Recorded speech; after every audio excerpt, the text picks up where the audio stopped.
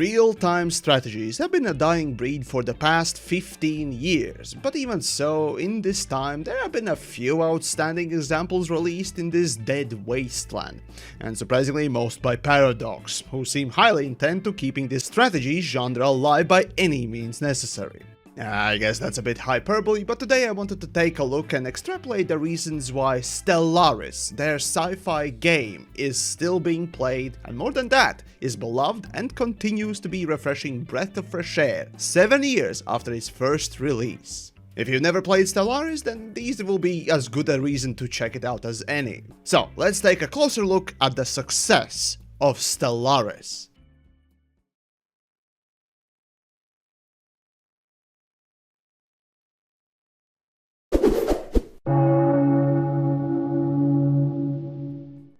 I've been playing Stellaris on and off for nearly all of these years, so I've seen some stuff, and it always fascinated me to see how the game has grown, both as a product and as art, both as a game itself, as well as its outside, shall we call them, factors too.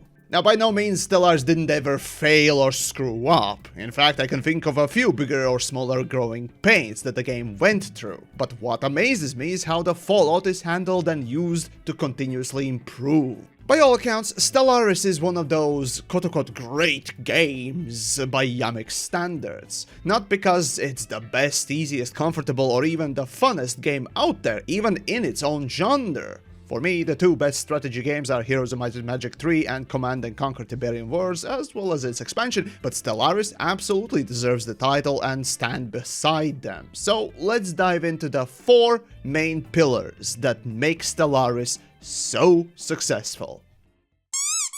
So if you've never played Paradox games, or Stellaris specifically, technically they're all turn-based games. You can pause them, unpause them, speed them up or slow them down. However, each turn is executed automatically, making you feel like it's a real-time strategy. And this is kinda where the success lies for Stellaris. See, unlike Europa Universalis, Crusader Kings, or Hearts of Iron, or the other more known strategy games in the current times, Stellaris kind of stands out as being oddly normal. If, like me, you played Age of Empires, Command & Conquer, Stronghold, Race of Nations, StarCraft or Supreme Commander, then Stellaris, well, pretty much plays like them. Sure, there are a few unique features, but generally getting into Stellaris for RTS fans should offer relatively little friction. But okay, getting into game being easy does not mean that the game is good.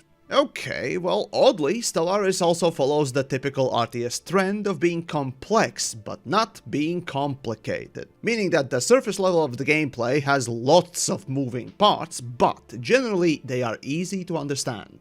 For example, how do you get resources? Well, you build out the territory and build refineries on them. Or you build out your inhabited planets that generate these resources, and for this you'll need workers, otherwise known as pops, and those automatically sprout up, so that's easy as long as you're doing everything correctly. Of course, every strategy game has its own nuance, and of course the same thing goes with Stellaris. Case in point, Empire customization. While most older precursors of RTS genre usually had factions that each played a little bit differently, think of Zerg vs Protoss. Stellaris has, well, similar approach, but where it breaks from the norm is simply giving you the box of buffs and debuffs and lets you pick from all of them, allowing you to create your own self-insert fantasy empire. And also, yes, there are mods relating to Star Wars and Warhammer, so for you turbo nerds, you can further immerse yourself into this dream. Speaking of this customization, paired with modding support, Stellaris allows you to create your own favorite playstyle to a very, very deep degree. Adding to the fact that over the years Paradox has released loads of changes and additions to further expand the playstyles only furthers the level of customization. Now seriously, you can build your own empire that plays exactly like Borg or Tyranids, or hell, you can even create Mahatma Gandhi in space, or perhaps a cyberpunk dystopian corporate nation that takes over through sheer market manipulation. Or hell, if you lost your mind, you could create one of those My Little Pony things and hug everyone to death with friendship. Point is, Stellaris is rather unique in the fact that, like D&D or let's say Baldur's Gate 3 in recent times, allows you to completely create your own character and customize it, or as it were the empire, and all the bonuses and negatives that outweigh them are simple enough to understand. Along the way in the gameplay itself, occasionally you'll see some interesting events thrown your way that may completely change how you play, or not at all and just be a flavoring for the fantasy. And hell, even the tech upgrades are simple enough to understand. As you research new tech, you're not given this massive tech tree that overwhelms you with choice, a common problem you see in super complex games, but instead you're given a choice of 3 to 5 options to research from, and that's it. Sure, it might sound and kinda is restrictive, and sometimes it can make or break your game when you don't get Strikecraft as Devouring Swarm, for example, but there is a reason why action roguelike games are so much fun and easy to get into. Think Hades or Halls of Darkness. There's plenty of complexity, but it's not used to overwhelm you, rather doled out in a reasonable pace through which you can nudge your progress forward in the direction you want. Now, I could talk ages about Stellaris game design, but the main principle why it succeeds is complexity, not overcomplicated mess. It's simple to understand while using already established standards or controls and structure from established strategy games of the past, and all the while giving you complete freedom to create your own narrative and gameplay style, to almost excessive degree. While gameplay is the thing that gets you to play Stellaris, the next piece of success is the one that keeps people active in community, keeps people coming back and offers a rather welcoming environment. However, this piece is, well, I suppose, less tangible, harder to quantify aspect: the developer public presence.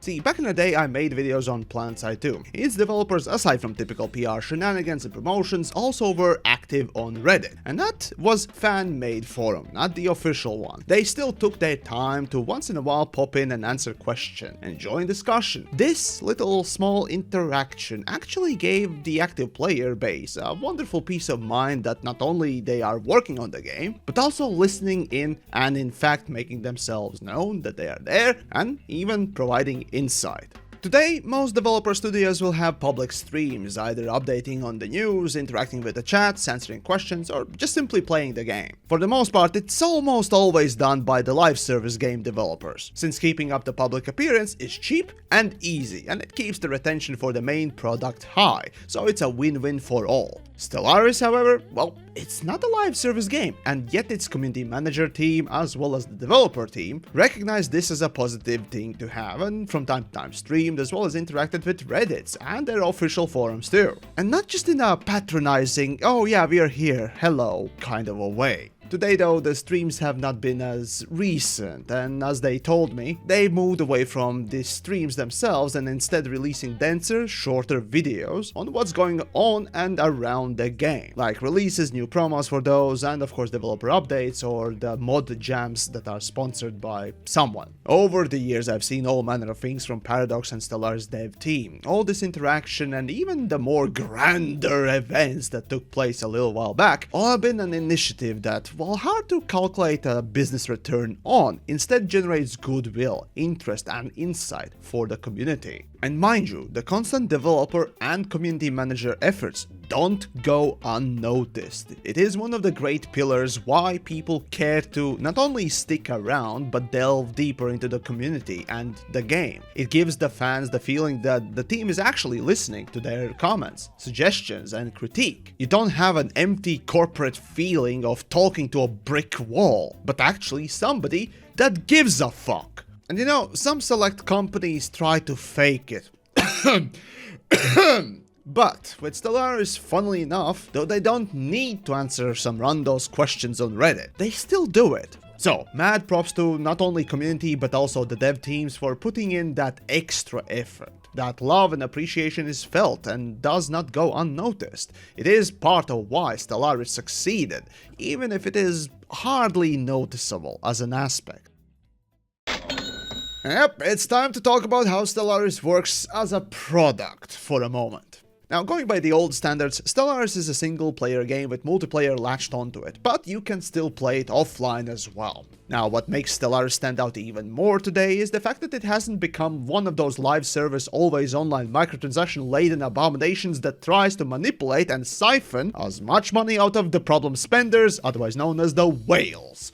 Now, all that sounds good. And to supplement income as well as continue developing the game, Paradox releases DLCs. Not quite the insanity levels of Payday 2 that I recently looked at, but even so, Paradox is rather notorious for having tons of DLCs for their games. But even so, is it a bad thing? Well, it can be. See, the problem with DLC extravaganza for most games spell player-based segmentation, meaning that players with and without the DLC are either separated, gated off, or worse, it can turn into pay to win. And the more the DLC is there, the further apart these players get from each other, and it becomes harder and harder to create a cohesive gameplay. However, what Stellaris does is oddly something unimaginable. They beat the piracy. See, unlike with Payday 2 that had reportedly big issues with people pirating the DLC, in part due to just how much of it there was, Stellaris, either out of the sheer goodwill or simply because of the stand-up fellows that they are, decided to eat the cost of DLC sale for the sake of making the game more friendly and welcoming than piracy, and allowing the host of a multiplayer game to share the DLC features with everyone who plays with them. Meaning that as long as the host of the match has the DLC, everyone in the multiplayer game can access the same features. You don't need to buy the DLC to play with your friends who has purchased it. Both of you get access to the same stuff. When I first realized this, I was gobsmacked. Not a single game I know that has DLC/expansions have ever featured something like this. And that's kinda the thing. It would have been so very easy for Paradox to simply require everyone in the multiplayer to have the DLC to play together for the same features. But no, to reduce the friction and annoyance for the user, they simply decided to eat the cost of lost sales, rather than locking down their product. This way they promoted and encouraged people to play together and make the game more open. Sure, you might have lost some sales, but again, like with the developer presence, it's kinda hard to quantify, but from a customer's perspective, it shines so very brightly as a massive positive. But as for the DLCs themselves, well, sure, in the past, Paradox have stumbled with the content inside, like for example the Plantoid DLC. It was basically a cosmetical pack, and offered not much else. Yet it was priced rather steeply. It wasn't the best of decisions. Stellaris species packs started as purely cosmetic add-ons, consisting of portraits, ship sets, city sets, and advisor voices. They've come a long way since then, including a much greater variety of content now. While the exact spread of features varies by pack, they all now include things such as origins, civics, traits, events, and new mechanics. With the changes coming in 3.9 Coelum, we believe that the older species packs will be on par with the newer ones, and we're planning an increase in the base price of plantoids, humanoids, lithoids, and necroids from $7.99 to match the $9.99 base price of the more recent aquatics and toxoid species packs. Per the promise made by Fred several years ago, we're announcing this change ahead of time, so anyone that wishes to purchase them at the current base prices will have an opportunity to do so. They'll be available with the current base price for at least 30 days, and will be changing alongside the release of 3.9 Coelum. In addition, Stellaris will be taking part in the Steam Strategy Fest. This will give you a chance to get the effective packs at a discounted price before the price changes go into effect. Other times, DLCs come with a rather hefty feature list, and not only with that, but also changes for the gameplay itself. And I mean that not just for the DLC owners, but for the base game, meaning everyone. And with these constant changes that arrive along with the DLC, come also revamping and re-examination of the gameplay, and that leads us to the biggest success of Stellaris.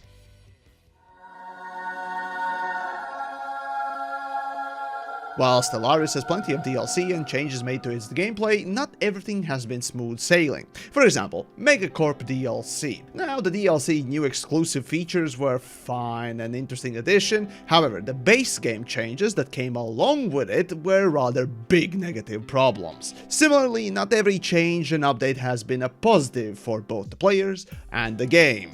For example, over the years I've seen Stellaris go from looking like this to today's version of this.